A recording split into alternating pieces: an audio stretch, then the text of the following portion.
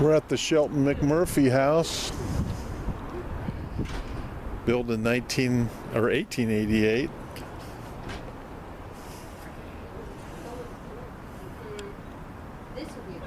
Kathy's standing right in the shadow, so I can't get the sign very well, but it was designated as a historic landmark. There's a couple visitors that have just come out of the house.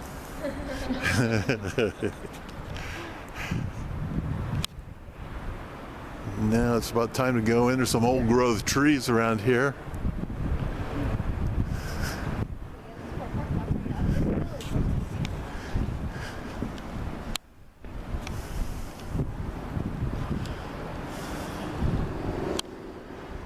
Okay. Are you the docent? I am the executive director, actually. Oh, are you? Okay. We closed it a little bit, but... Oh, do you get two, right? One. Oh, one today. Yeah, one. Just make it. Online said 10 to 2, I think. No, it shouldn't. Oh, it shouldn't? Yeah. Must be a mistaken then. 10 to 1. All right. So it is $6 for adults, $5 for students, All right. seniors, AAA. What's your name? My name is Leah.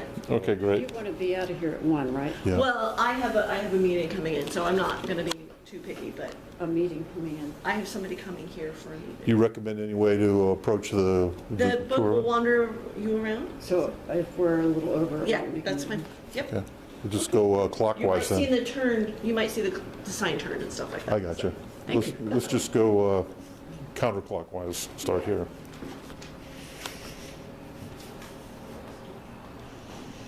Looks like the office. I like these built-in armoires and Yeah, and I love this tall ceilings. little Ceilings definitely make a difference. yeah, fold-out desks and fireplaces. Oh, there's a very modern space heater there. Stereoscope.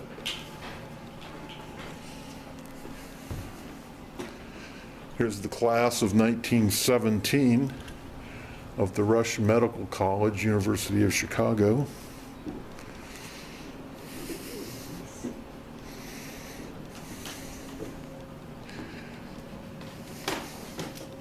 Oh, here's a nice little bright, airy office.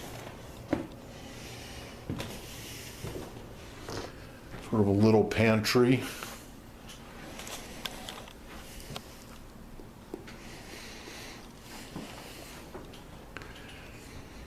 This is called the conservatory, and it was intended to be a room for growing plants.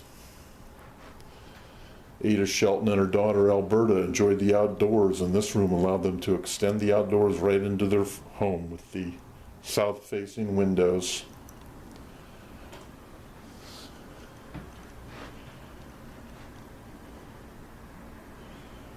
There were no doors or access to this little room. Might have been due to the possibility of a door tax based on the number of doors in your home at the time. But in 1919, when Robert McMurphey's health began to decline due to diabetes, this room was turned into a little home office. And then they expanded it into a front porch. Oh, very nice.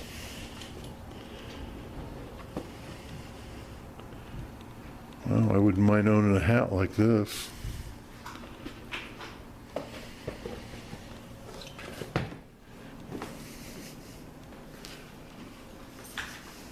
This was the primary bedroom originally, now called the gallery.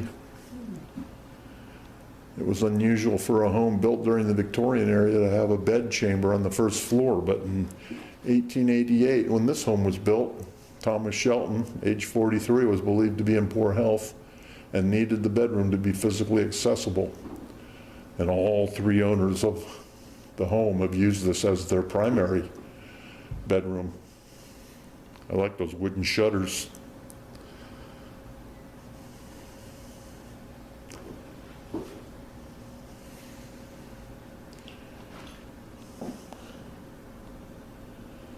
The bathroom, I guess, is known as a Jack and Jill style.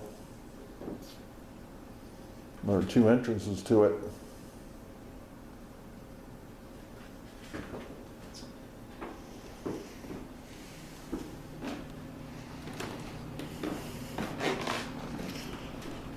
I like this sitting room. This is one of the bigger rooms. Nice big tall ceilings. Of course, they didn't have fire sprinklers back in the old days. Been some peacocks around here somewhere.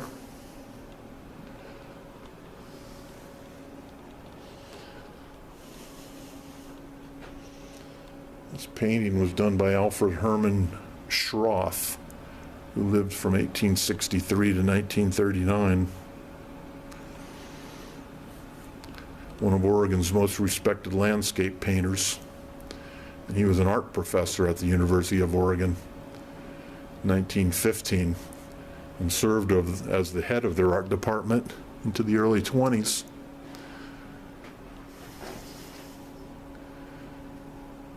Alberta and Robert raised 4 daughters and 2 sons in the house. Mr. McMurphey became manager of the Eugene Water Company, which was founded by his late father-in-law. He was part owner of the Eugene Woolen Mill until 1906 and also worked in real estate and insurance.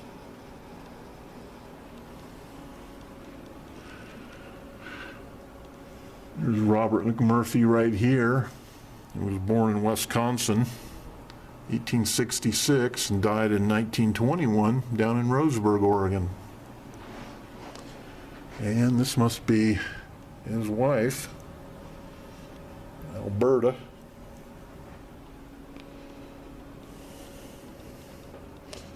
That is some sitting area there.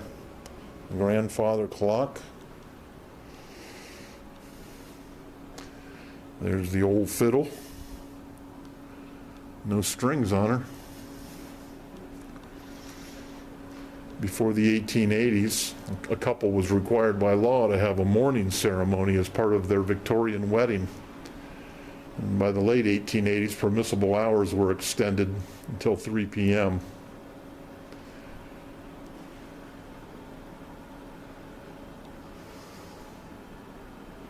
A marriage ceremony took place either at home or in the church with many guests or a few, and in the 1850s, weddings were almost always held in the church. This was the wedding picture of Alberta Shelton to Robert McMurphey, July 31st of 1893.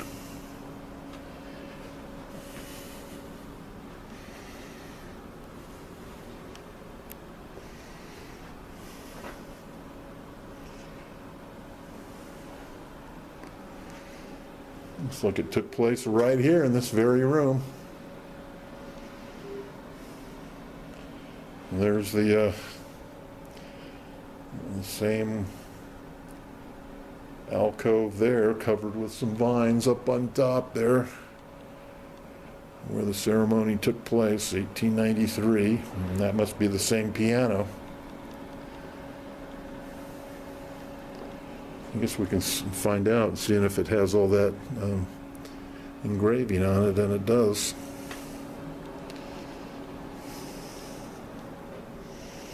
Let's see who these people are. Lord Nels Roney signed his work like any artist, except his work with bridges, covered bridges.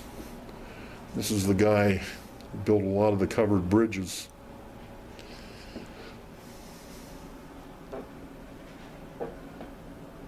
There's a view of the house in the University of Oregon Observatory in 1907. Actually, 1904 it says.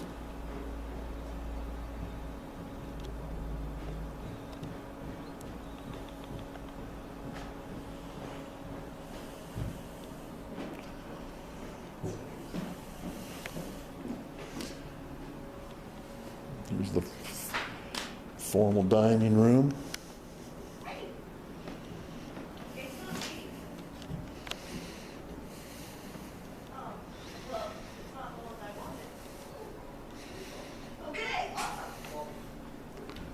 Now there is one big tall door. if you were about 8 or 9 feet tall and a basketball player for the Oregon Ducks, you wouldn't have any trouble going through that door. It says it's the door to the butler's pantry. And the butler's pantry often contained a sink. Before the room was reduced in size, there was a long wooden sink and a drain board directly under the window. The room was held 3 large bins. Yes.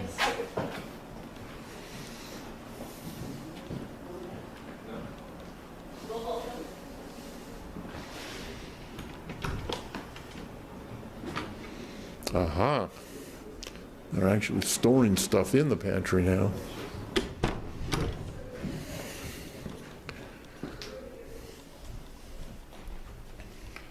Wander in through the back room here. Come into the kitchen. There's the old wood stove.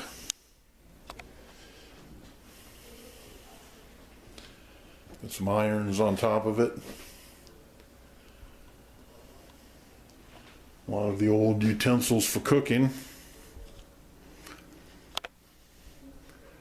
Egg beater, mashed potato, masher, grater, strainers, little scoops and spoons, tongs, nutcrackers. Nice little china collection.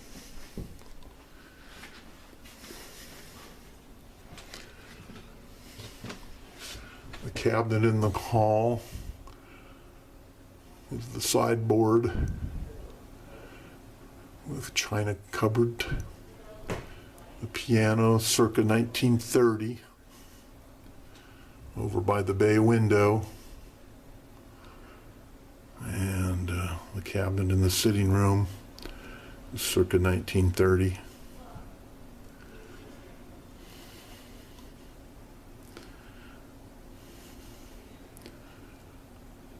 Miss Alberta Shelton was one of the first lady cyclists of Eugene.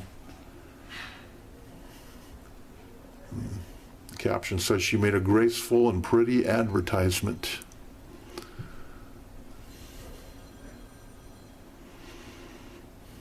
She'd keep her bike at the bottom of the hill and walk up to the house.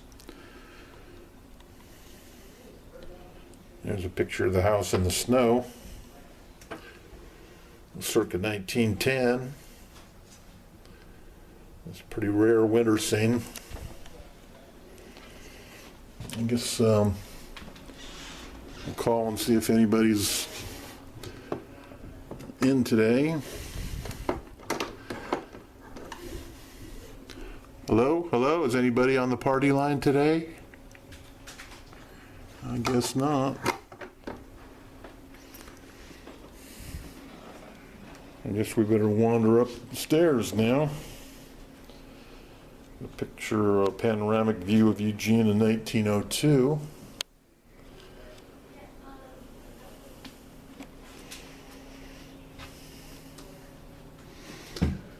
There's the view from Skinner's Butte that we saw earlier, 1895. And here's the view of Eugene looking southeast from Skinner's Butte about 1900.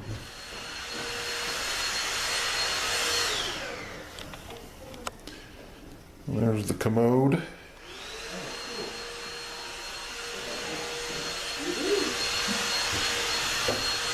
The big storm that took place about 1910.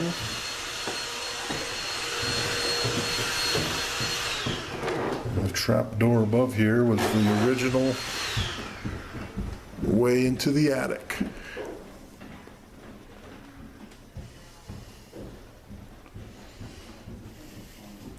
The boys' room, where Robert, who was born in 1896, and George, who was born in 1902, got to stay. Maybe it was originally the master bedroom because it's so big, but it had many boys' toys and a very ornate headboard and footboard, and the dresser Very nice. There's one of the little boys right there, all dressed up in his Sunday best. Robert and George. And pretty nice room. There's the old sewing machine. That's the vacuum cleaner. You ever seen a vacuum cleaner like that? Hand vac.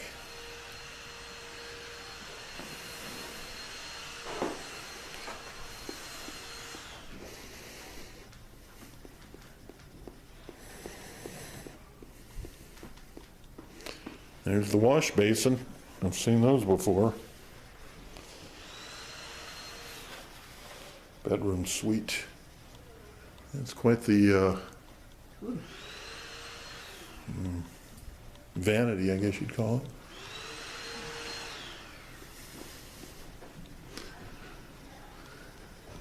Black cap with plume and ribbon ties was worn by Alberta. The late 1800s.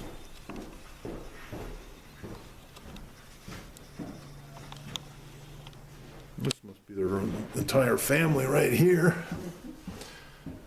Alberta and 4 daughters and 2 sons. Alberta was the mother. Yeah. And Alfred, or what was his name? Alberta.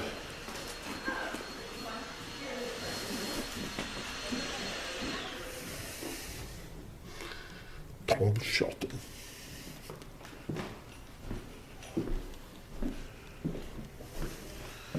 Well, here's a nice bright airy room. The guest room, also known as Grandma's room, for family guests or Grandma Adah Shelton when she'd come to visit.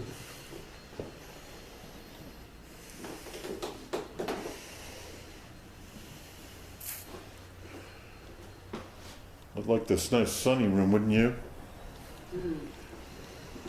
Another nice big bay window. Looks like they were musicians too, see?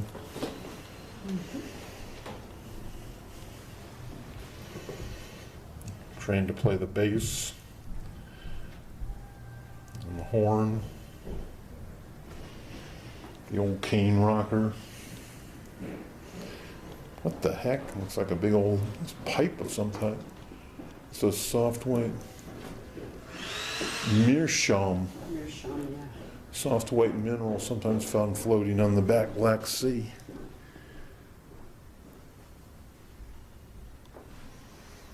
And they've made a pipe out of it, haven't they? They're usually white. But those lace curtains. Is that handmade lace? That dress is handmade. And there's some boots just like the ones you've got. Oh yeah, you want to compare? Yeah. Yesterday's boots and today's boots. Pull up your pant leg a little bit. Especially notice the size of the feet. Oh, yeah. Boy, look how thin those old Victorian feet were. You had to have some really narrow They feet. were little feet, very little.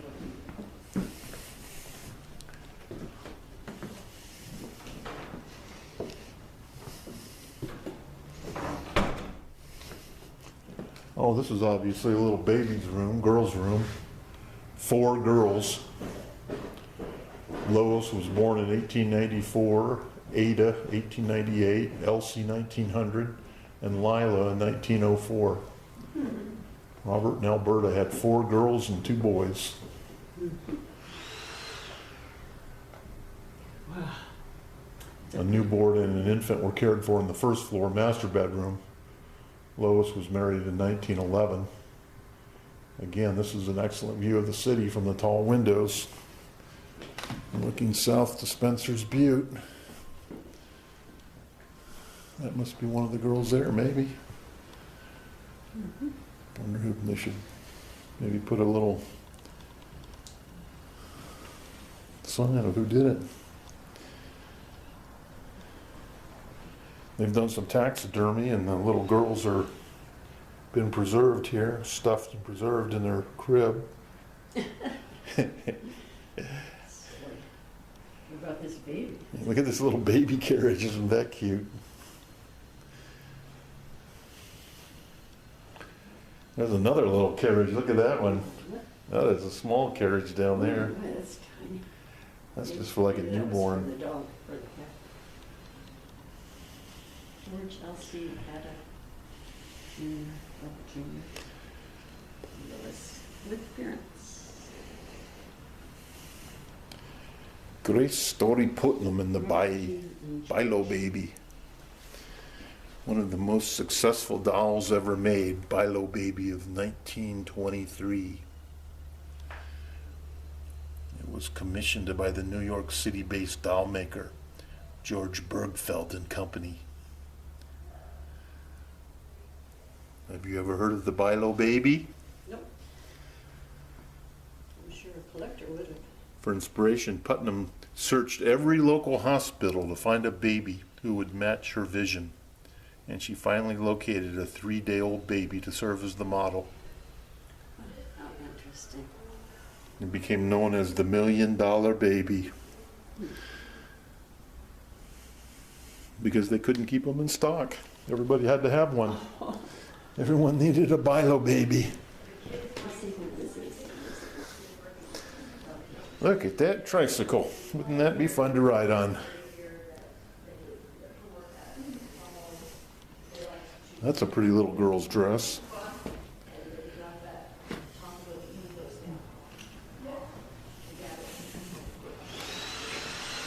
They would also go up these stairs, jump down. Some of the old wood and bark of Oregon. Eugene, 8th Street. 1918. 1895. Plain little rocking chair.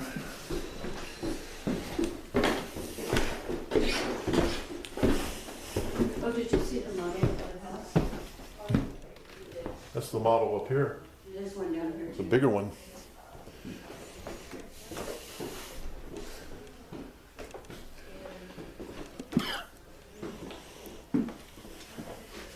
Attic.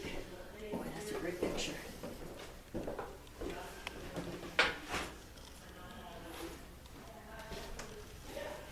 Curtis Johnson's medical career and Army service. Eva Johnson's personal trunk. Dr. Eva Johnson did a lot of types of medical work in the area, internal and general medicine.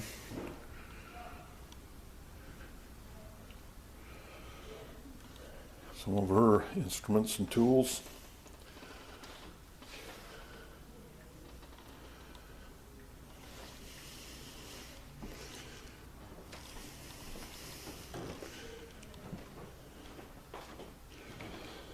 This area has different things from Dr. Curtis Johnson, who was an MD, military doctor during World War I in France. He established an ambulance service while serving in Australia in 18 different clinics and dispensaries and aid stations. Aha! This looks like a little getaway for the guys to come and hang out. Quite some Oriental antiques up in there. Fans, boxes, dolls, geta.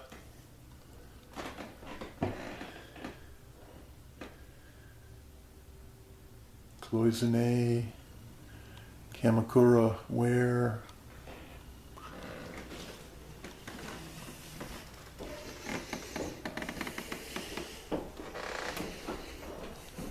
These are all hats, hat boxes, different models for where they store stuff.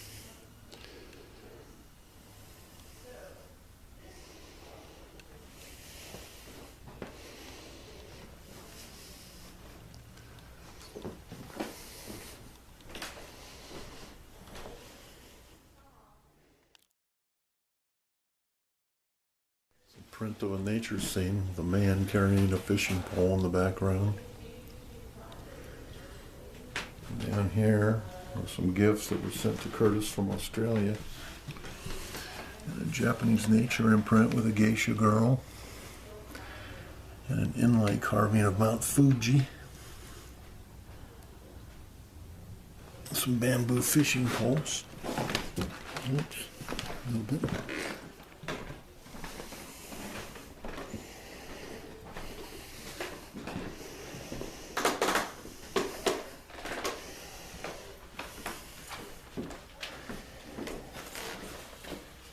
Model of the Japanese battle cruiser Mogami from World War II.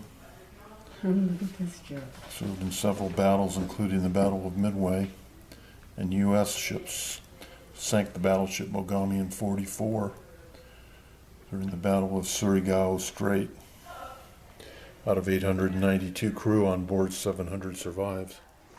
This used to be a stained glass window with a beautiful view of Skinner's Butte, but construction of the sleeping porch in 1912 closed off the window to fresh breezes and hillside views. You guys have any questions? Not really. Okay. I'll just leave this back. Thank you very much. Let's just to let ourselves out? Yes, and please leave the door locked. Okay, thanks.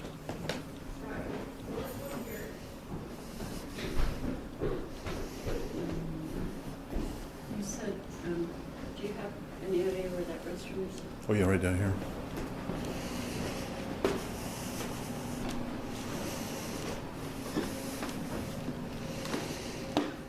There's the Jack and Jill's right here. Oh,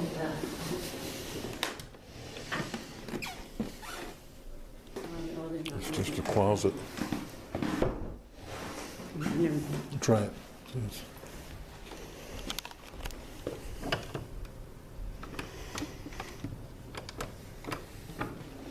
They may not have a public restroom here.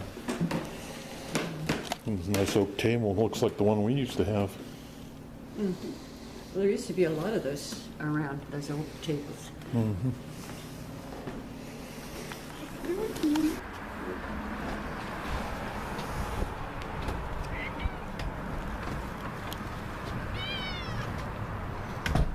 Hey, what's your name? What's your name, huh?